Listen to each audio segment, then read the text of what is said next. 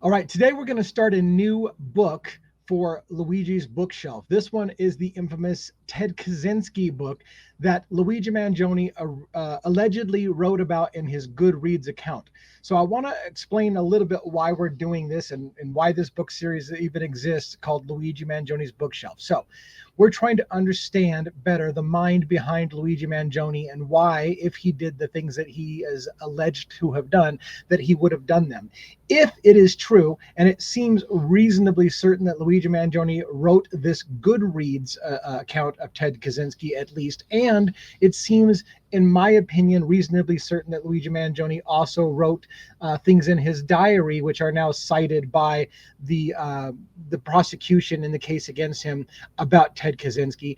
If indeed those two things are true, that Luigi Mangione wrote these things about Ted Kaczynski, then it would do us well, if we're trying to understand the mind of Luigi Mangione and why he may or may not have done the things that he did, to read the things that he told us to read. And the first one, which we did on our book series, was the book An American Sickness by Elizabeth Rosenthal, which Luigi Mangione alluded to, saying that he couldn't explain how bad healthcare in America was, but someone like Elizabeth Rosenthal would be good to inform you, or Michael Moore's Sicko, the movie, would be good to inform you. And we may get around to looking at the Sicko video again. It's very old at this point, and so I don't know how badly outdated it would be. But we read in its entirety Elizabeth Rosenthal's book An American Sickness to try to understand if it's true Luigi Mangione recommended we read this book, what it is he was complaining about.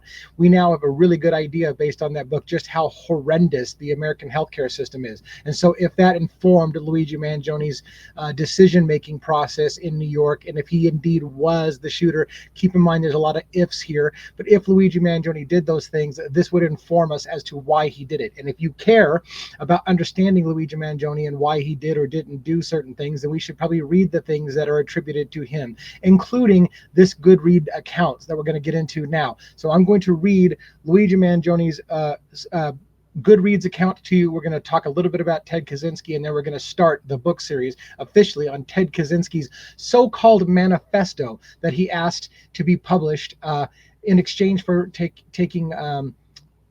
for stopping his actions. So we're going to look into that a little bit. Now, first thing I want to show you as I bring things to screen is a little bit about Ted Kaczynski. So let's pull that up on the screen. Give me one moment.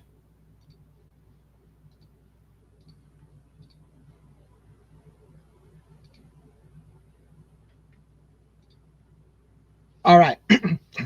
This is Wikipedia's article on Ted Kaczynski. There's a picture of him as an older man there. If you remember, Ted Kaczynski, aka the Unabomber, sent packages to explode in the mail to various people. It caused people to die.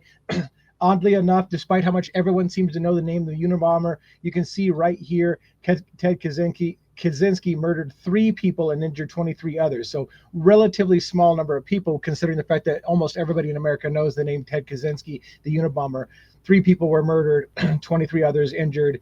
But the problem, of course, was that Ted Kaczynski kind of indiscriminately bombed people who were not necessarily the target directly of his attacks.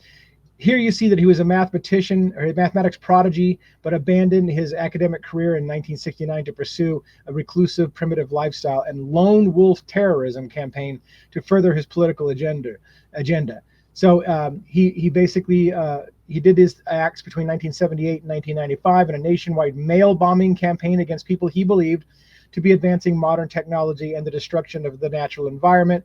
He authored a roughly 35,000-word manifesto, which we are going to read in this series, and a social critique called The Industrial Society and Its Future. That's the book that we are going to be reading now in Luigi Mangione's bookshelf, is The Industrial Society and Its Future, because Luigi Mangione did a Goodreads review of that book, and we're going to read that review of Luigi Mangione so that you understand why we're reading this book. So you understand that you're not like devil's advocates. Why are you giving this horrible human being, the Unabomber, any credit whatsoever and reading his damn manifesto? Well, because Luigi Mangione read the manifesto, and if we want to understand Luigi Mangione, we must understand, in my opinion, why Luigi Mangione would comment on or read and say it was a good book. So maybe we should read it. Open your mind a little bit. Try to understand. If you want to understand Luigi Mangione, perhaps understand what he read and what informed his decisions, and why perhaps this whole thing is happening. So we're going to read that book. That's basically all I want to say about that. Although, let's point out down here what happened to him. By the way, in 1975, Kaczynski sent a letter to the New York Times promising to desist from terrorism if the Times or Washington Post published his manifesto, in which he argued that his bombings were extreme but necessary in attracting attention to the erosion of human freedom and dignity by modern technology. The FBI and the U.S. Attorney General Janet Reno at the time pushed for the publication of the essay, which appeared in the Washington Post in 1995. Upon reading it, Kaczynski's brother David recognized the prose style and reported his suspicions to the FBI. After his arrest in 1996, Kaczynski maintained that he was sane. Now, what I believe that means is Kaczynski hadn't been identified. He was a kind of an anonymous guy, but he wrote this manifesto. He asked the New York Times to publish it. The Washington Post published it, and then Kaczynski's brother recognized the handwriting and the style of writing as being that of his brother, and now they found who Kaczynski was and made the arrest on him. After his arrest in 1996, Kaczynski maintained that he was sane, tried and failed to dismiss his court-appointed lawyers because he wished that because they wished him to plead insanity to avoid the death penalty. He didn't want him to. And this is the kind of thing we have to ask ourselves. Again, Ted Kaczynski, his lawyers wanted him to plead insanity, and he had a message to send. So Kaczynski did not want his lawyers to plead insanity, and he basically tried to fire his lawyers and represent himself, because he's like, I'm not pleading insanity because that suggests that everything I just said and did is pointless. He wanted to send a message, and that message would get ruined by saying he's insane. This, I would argue, is the same kind of problem I have with those people who insist that Luigi Mangione must have a mental illness. If Luigi Mangione had a message, if Luigi Mangione had a message to send about how bad healthcare is in America, then everyone out there insisting Luigi Mangione must have a mental health issue and that's the only reason he did it is completely ruining his message, which is the exact same thing that happened to Ted Kaczynski. Hey, Ted Kaczynski, forget that you have a beef against the Industrial Revolution. Forget that. Say you're insane. And he's like, I don't want to say I'm insane because I have this is a message. You ruin my message if you say I'm just crazy. Is that the same thing? We must ask. Is that the same thing as happened with Luigi Mangione? Did Luigi Mangione's attorneys say, hey, maybe we should plead insanity? And he's like, I'm not pleading insanity because that's to suggest that everything I did didn't make any sense. And it does make sense. So Ted Kaczynski wanted to have that discussion. After his arrest, he maintained. Okay, so they wanted him to plead insanity. We covered that. He pleaded guilty to all charges in 1998. Was sentenced to several consecutive life terms in prison without the possibility of parole. In 2021, he received a cancer diagnosis and stopped treatment in March of 2023. Ted Kaczynski then hanged himself in prison in June 2023. So there you have it. There's a little bit about Ted Kaczynski. Now let's get into Luigi Mangione's Goodreads. This is Newsweek, a news article. This is all primer for us to get started on why are we reading Ted Kaczynski's manifesto. Luigi Mangione's Goodreads Unabomber was an extreme political revolutionary. So this is according to Luigi Mangione. This is Newsweek, who's vetted this. This is the Goodreads book review by Luigi Mangione's review of his book, and here it is. Let's read it in its entirety for all of us. Clearly written by a mathematics prodigy, reads like a series of lemmas on the question of 21st century quality of life. It's easy to quickly and thoughtlessly write this off as a manifesto of a lunatic in order to avoid facing some of the uncomfortable problems it identifies. Now, again, keep in mind, Luigi Mangione, and I'm going to point this out in this letter that you're seeing on the screen right now. This letter is the prosecution's argument against Luigi Mangione, in which he mentions Ted Kaczynski in the letter as well. In the prosecution's argument, Luigi Mangione wrote in his journal, in addition to this Goodreads account, that he likens himself to Ted Kaczynski, but there was differences. Ted Kaczynski killed innocent people. Luigi Mangione didn't want to kill innocent people. Both of them had a message to send. That's the argument. That's the argument of the prosecution. Luigi Mangione had a message, and he compares the fact that Ted Kaczynski's message was lost because of his methods. Because he killed innocent people, people wouldn't listen to the message. Therefore, the prosecution is arguing Luigi Mangione had a message as well and took steps to make sure that he didn't kill an innocent person, that he killed somebody who had it coming. That's his argument, or the prosecution's argument. And therefore, Luigi Mangione wants you to hear the message. He wants the message to be as the prosecution would say, self-evident by shooting a CEO of a health insurance industry in front of an investment conference about making money. The normies out there, this is all argument from this legal document that I showed on the screen. This is what the prosecution said. Luigi Mangione thought the rest of us were normies, but we would all get his message if he shot a CEO outside of an investor conference for the health insurance industry trying to make profits off of denying claims for Americans. This is what the issue, the message was of Luigi Mangione. Now we can continue to ignore the elephant in the room, that Luigi Mangione may have done it, and keep saying he's innocent, he's being framed, the feds will do anything to say that he's guilty. Well, maybe it's possible Luigi Mangione actually did it and actually viewed himself like Ted Kaczynski, and even said, the difference between me and Ted Kaczynski is I won't hurt innocent people. Ted Kaczynski did. But let's pay attention, continuing on with what he said here. But it is simply impossible to ignore how prescient many of his predictions about modern society turned out. He was a violent individual, rightfully imprisoned. So Luigi Mangione thinks that Ted Kaczynski was rightfully imprisoned. So does, and again, we must ask, if Luigi Mangione did the things that they're claiming that he did, and if that manifesto / private journal of Luigi Mangione says in his own writing that he did those things, is he believing that he also is rightfully imprisoned? Or is it not? We have to ask ourselves, because these are the things that Luigi, very, very likely Luigi did write this Goodreads account. Okay, so he was a violent individual, rightfully imprisoned, who maimed innocent people. That's Luigi Mangione's beef, according to the prosecution, is that Luigi Mangione didn't want to hurt innocent people. This is the mistake that Ted Kaczynski made. His only mistake. It wasn't his message, it was how he delivered it that was the mistake. That's Luigi Mangione's argument, according to the prosecution. While these actions tend to be characterized as those of a crazy Luddite, however, they are more accurately seen as those of an extreme political revolutionary. The prosecution will say that Luigi Mangione views himself as a political revolutionary. A take I found online that I think is interesting, continuing on with Luigi Mangione's Goodreads account of this book, he had the balls to recognize that peaceful protest has gotten us absolutely nowhere, and at the end of the day, he's probably right. Oil barons haven't listened to environmentalists, but they feared him. When all other forms of communication fail, violence is necessary to survive. You may not like the methods, but to see things from his perspective, it's not terrorism, it's war and revolution. Fossil fuel companies actively suppress anything that stands in the way, and within a generation or two, it will begin costing human lives by greater and greater magnitude until the Earth is just a flaming ball orbiting third from the sun.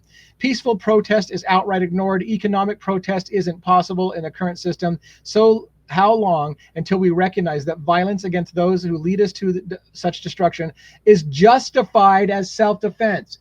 For God's sake, those of you who have been busting my balls since the beginning of this case, I've told you that I think this case is going to end up being a self-defense or defense of others case, a justifiable homicide case. I've said this over and over again. I still maintain that's where we're going. Many of you say, even some who are in the law profession say, that's an uphill battle. Luigi Mangione can't take on the health insurance industry and say that it was a self-defense case, but that's exactly what everything in my gut tells me Luigi Mangione is trying to do. Luigi Mangione views himself as fighting against a predatory healthcare system, and he's prepared to fight that system and make the argument that it was justifiable homicide. And it's up to you or us as the public to decide, was it justified or was it unjustified to kill a man who is simply doing his job, even if that job is to cost people thousands and thousands of lives every day by denying claims of people who need health care because it makes his shareholders money, and that's his job, is to make his shareholders money. I just recently had somebody on my account bust my nuts telling me I'm sick for justifying the death of a man who was just doing his job. Brian Thompson was just doing his job. His job was to make his shareholders money at the expense of human lives. And somehow this individual and several people out there think that it's justified for someone that we should never harm anybody who's just doing their job, making profits for shareholders, even if to make those profits for shareholders, you're doing so at the cost of human lives. And somehow it's okay because that's his job. It's his job. How dare we be upset about somebody just doing his job? He did a great job. He made people money at the expense of human lives, people. So if this is the argument, I realize I went on a personal rant, but it drives me nuts that we can't have this conversation in America, that you literally are going to say, you're going to keep insisting that there was nothing wrong with what Brian Thompson did or anybody in the health insurance industry, even though they're denying claims of people who deserve treatment and are dying because they're not getting the treatment because a profit loss ledger basically says it's more profitable for the insurance company if we deny their claim and they just die. And then shareholders get more money. And you're all like, hey, that's their job to make shareholders money. What's wrong with that? What's wrong with you if you think that's okay? So again, setting aside my personal complaint, I get frustrated when you guys act like there's absolutely nothing wrong with somebody's job being to implement policies that are going to cost human lives, and say that a person who killed one individual is a disgusting human being, and the guy who is killing thousands of people potentially. Now that's the argument. I'm not saying that's proven true in a court of law, and I understand that you can't directly say that Brian Thompson killed any single person by his policies, but the point being is that's the argument at stake here. That Brian Thompson, by being the head of the largest insurance company in the United States, and is basically responsible for the deaths of many, many, many people.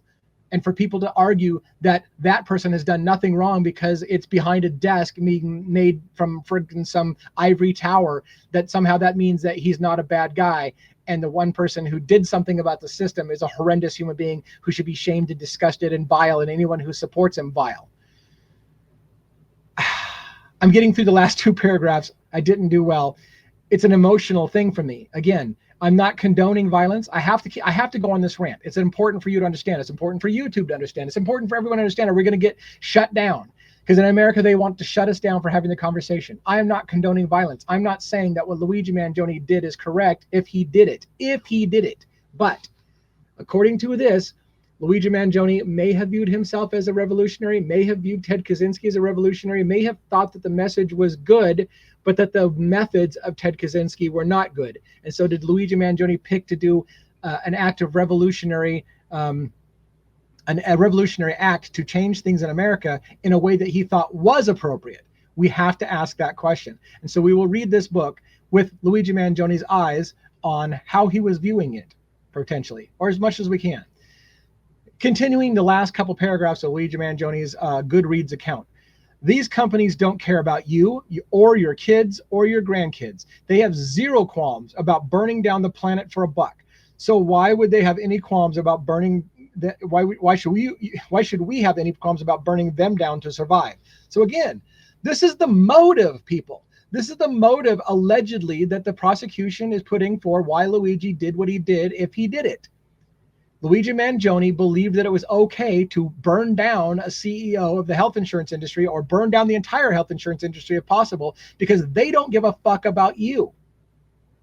So why should you give an F about them?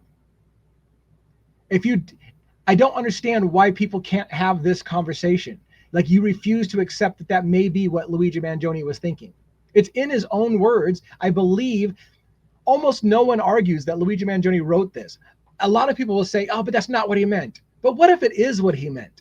What if it's exactly what he meant? So let's have that conversation. Let's keep that in the back of your mind as you read through this. What if that's exactly what he meant? Last paragraph. We're animals just like everything else on this planet, except we've forgotten the laws of the jungle and bend over for our overlords when any other animal would recognize the threat and fight to the death for their survival. Violence never solved anything is a statement uttered by cowards and predators. That is powerful words by Luigi Mangione. Now I know some people will insist that Luigi Mangione cannot have a bad thought or an evil bone in his body, so therefore this Goodreads account must not be true. It's got to be faked by the feds to make him look bad. I'm going to say that I believe that there's a good chance Luigi Mangione wrote the Goodreads account, that he did read Ted Kaczynski's book, and that he did believe that the only thing that was wrong with Ted Kaczynski's methods were that he harmed innocent people, and that he alludes to it in this document here. So let's look. This is the big document that was filed by the prosecution outlining what Luigi Mangione did and why he did it, based on the spiral notebook that was in his possessions in Altoona, Pennsylvania, allegedly. Keep in mind that arrest in Altoona, Pennsylvania may not stand up in a court of law. It may have been an illegal arrest. It may have been an illegal search and seizure of a backpack. It had in that backpack, allegedly, a confession letter to the feds saying, yeah, I did it. Also a spiral notebook and it even in the letter to the feds saying, yeah, I did it, was, if the spiral notebook also is present in my possession when you get me, the notebook will tell you more about why I did it. So those things were allegedly in his possession. His attorney in Pennsylvania and his attorney in New York have essentially agreed that the spiral notebook in his possession is his possessions. They just refer to it as a diary, not a manifesto, and take argument with the prosecution and law enforcement using the term manifesto. But that he had a notebook in his possession is not being argued by his attorneys. So again, all day long, everybody could argue with me that Luigi Mangione didn't write these things. It's planted by the government. But keep in mind, his own attorneys are saying there was a notebook in Luigi Mangione's possession. If it was illegally obtained, all of the things they tell us it said may not get shown to a jury. How will that change the case? But does it change fundamentally whether Luigi wrote it or not? Some of you are telling me over and over again, Luigi Mangione didn't write those things. If Karen Agnifilo, his attorney, never argues that is actually what he wrote, but just that it can't be admissible into court, will you ever tell me that you apologize for telling me he didn't write it? Because his own attorney seems to indicate he did write something. Now, she hasn't admitted verbatim he wrote the words that you scanned in on this document that came from that notebook, but she has acknowledged the notebook exists, and she calls it a diary of his thoughts, not a manifesto, as they call it. Now let's look at something here. This is from the prosecution statement about what was written in Luigi Mangione's diary / manifesto in his backpack when they arrested him in Altoona. On October 22nd, 2024, approximately 1.5 months before Brian Thompson's assassination, the defendant, that's Luigi Mangione, again stated his motives for the assassination. This is in his spiral notebook, allegedly. The defendant wrote, 1.5 months, the investor conference is a true windfall. It embodies everything wrong with our health system, and most importantly, the message becomes self-evident. The problem with most revolutionary acts is that the message is lost on normies. For example, Ted K makes some good points on the future of humanity, but but to make his point, he indiscriminately mail bombs innocents. Normies categorize him as insane serial killer, focus on the act of atrocities themselves, and dismiss his ideas. And most importantly, by committing indiscriminate atrocities, he becomes a monster, which makes his ideas those of a monster, no matter how true. He crosses the line from revolutionary anarchist to terrorist, the worst thing a person can be. Again, if Luigi wrote this statement, this is on page 7. Let's scan ahead. This is what he's talking about. This is the pages 1022. If you look on my screen, 1022, this sideways page is what they're talking about. There it is, starts right there, 1.5 months. This is supposedly Luigi Mangione's handwriting. I have done a handwriting analysis on my website. You'll see why I point out to you, I think that handwriting is probably Luigi Mangione's handwriting. It's very likely. There's a lot of telltale signs this is Luigi Mangione's handwriting based on the fact that he's written a letter log on his website. Now, it sounds like I'm busting Luigi's balls. I'm not busting Luigi's balls. I'm Team Luigi, and I want to have this discussion in America. But I want you to understand, burying your head in the sand and pretending like he didn't do it and insisting he didn't do it, despite him writing a fucking letter saying I did it and putting it in a notebook, allegedly. Again, if Karen Agnifilo argues this stuff, I'm all on Karen Agnifilo's side. If she says he didn't write those words, I'm all for it. Hey, let's go, Karen. Prove to us he didn't say it, because I'll support you if you got an argument and you're going to fight it. I don't think she's going to fight it, though. I don't think Karen Agnifilo is going to fight that Luigi wrote these things. If she doesn't fight that she wrote these things, then they're conceding that he wrote it, and the argument in this case is completely different than what you're making it into. If you will keep insisting he didn't do it and he's been framed, while the prosecution or why his own defense is saying, yeah, he wrote those things and yeah, he did it, but you have to understand why he did it, you are burying your head in the sand and ignoring the whole thing. It doesn't do Luigi Mangione any justice to pretend he didn't do it if he's telling you, I did it, and I want you to understand why he did it. That's my big, huge soapbox today. My big, huge soapbox. You are not doing Luigi Mangione justice. You're not doing him a service by blindly supporting the idea that he was framed by the federal government if he wasn't framed and he did it himself. Furthermore, there's indication from his own writing that he wants normies, you and I, to figure out why it was done and have the bigger conversation. So pretending like it didn't happen does Luigi Mangione no service whatsoever. Now, if you're of the mindset that you cannot support Luigi Mangione if it turns out he did kill Brian Thompson, and that he did it as some kind of act of revolution. If you can't, then again, pray and hope Karen Agnifilo argues that Luigi Mangione didn't write those things. I think she's going to argue that he did, and this is going to become a justifiable homicide or a defense of other type case, and it's going to be a big shit show in the thing. And a lot of you will just have to stop watching because you've lost, he's lost you. If Luigi Mangione loses you because he's a murderer and you can't accept that, then that'll be the end of that. But I'm going to continue to follow the story because I've thought from day one that if this was done, whether it was done by Luigi or a group of individuals, if it was done, it was an indictment against the healthcare system in America. And we should be having the bigger conversation about what's going on in America. Now, I just want to point out one more thing. They talk about this. They talk about how he talks about Ted Kaczynski and he has some good points. And then down here is a footnote. Defendant appears to be referring to Ted Kaczynski, the Unabomber. On January 31st, the defendant reviewed Ted Kaczynski's book on Goodreads. He gave the book entitled Industrial Society and Its Future a good review, noting that it is simply impossible to ignore how prescient many of the Unabomber's predictions about modern society turned out. Defendant cites interesting, an online take that notes that these companies don't care about you, your kids, your grandkids. They have zero qualms about burning down the planet for a buck. So why should we have any qualms about burning them down to survive? Violence never solved anything is a statement uttered by cowards and predators. That quote from the prosecution, they believe Luigi Mangione wrote the Goodreads account. So again, we can all bury our head in the sand and say the feds are making all that up. Luigi Mangione never said such a thing. He never read Ted Kaczynski's book. The whole thing's made up to make him look bad. Or we can acknowledge that he probably did read those things and he probably did say those things. And more than likely, he may have wrote those things in the diary. And again, you need to understand this is going to be complex, and apparently is too complex for a lot of people in America to follow. Of course, the defense may take a stance to try to fight that journal coming into the court system, because if the journal, the diary, the manifesto, whatever you want to call it, was obtained because of an illegal search and seizure, it doesn't matter if Luigi said it or not. It's still illegal the way that they did it. I've had a defense attorney on my channel on Devil's Advocates talk about, I don't defend my client's actions, I defend their constitutional rights. If you violate his constitutional rights and illegally arrest him and illegally search his possessions, I don't care if there's a confession letter in there or not. It's a violation of his constitutional rights. You can't do that. And then they can have a different argument in court. So again, it's super complex for you guys to understand. And again, I want to make one last thing. This whole video is going to be an introduction to why we're reading the book.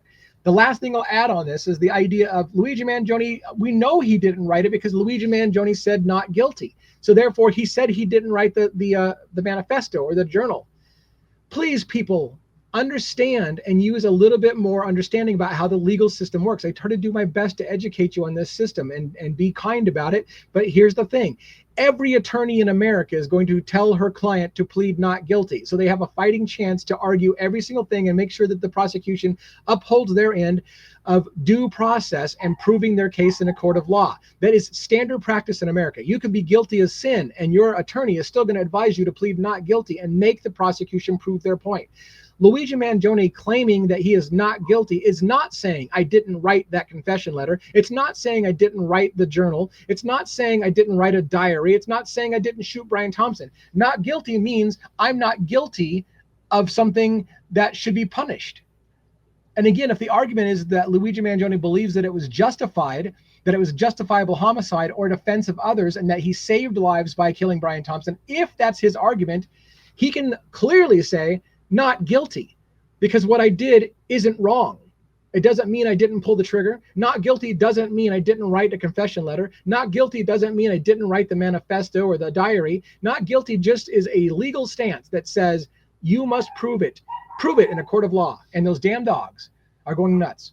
So we're going to end there because the dogs are not going to stop. Once my dog stops or starts, that's it. It's over. She's going to keep going. So we're going to wrap up there. This video is completely I can't do it. I want to finish this thought and that dog. Anyways, I got to quiet the noise. That is it. We're going to wrap up here. That's the introduction to the new series on the industrial society and its future and why we're reading it. Sorry for the dog and sorry for the rant. I'm sorry, by the way, also, if you are a supporter of Luigi Mangione and the idea that there's no way in hell that he did it, that he's completely innocent, and now all of a sudden you feel like I'm stabbing you in the back. I've maintained from day one I've maintained from day one, I cover 2 cases, that Luigi Mangione may have done it, but he may have done it with a group of others, and he may have done it, but we need to have the bigger conversation. This is the bigger conversation. So we're going to explore that idea. So there you go. Put on the big boy pants, the big girl panties, whatever you want to say. Let's dive into this book if you are bold enough to do it.